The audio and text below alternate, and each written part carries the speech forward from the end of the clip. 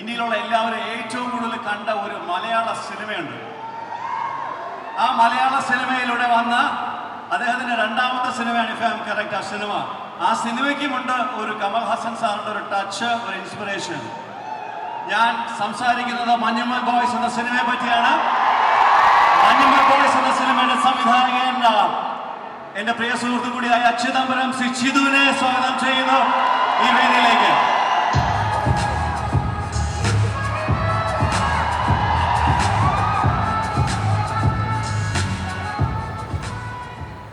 നമസ്കാരം എല്ലാവർക്കും. എനിക്കും നിങ്ങളെ പോലൊരു ഫാൻ മൊമെന്റ് ആണ്.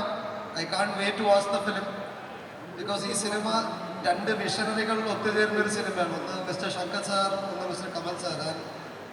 ആൻഡ് ഐ കാണ്ട് വെയിറ്റ് ഈ രണ്ട് വിഷനറികൾ what they have like made.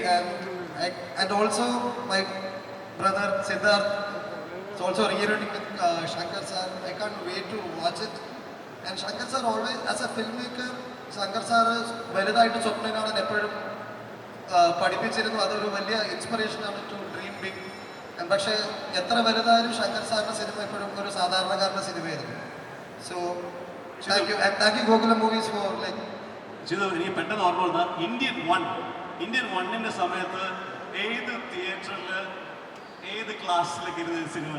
ഞാൻ ഇന്ത്യൻ വൺ തിയേറ്ററിൽ കാണാൻ സാധ്യതയില്ല. എനിക്ക് 6 വയസ്സായിരുന്നു.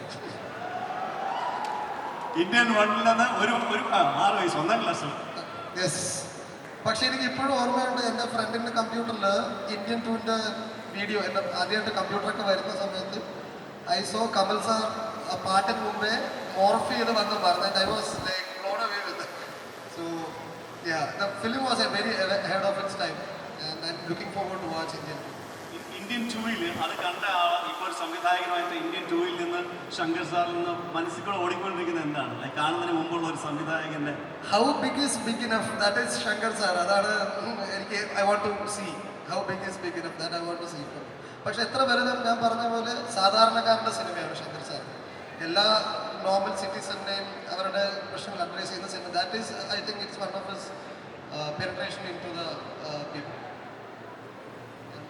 മഞ്ഞുമൽ ബോയ്സ് എന്ന സിനിമയിൽ ത്രൂ ഔട്ടായിട്ട് നിങ്ങൾ തിയേറ്ററിൽ ഇറങ്ങി വരുമ്പോൾ the first feel which will come out of the theatre is like you will carry Kamal sir with you.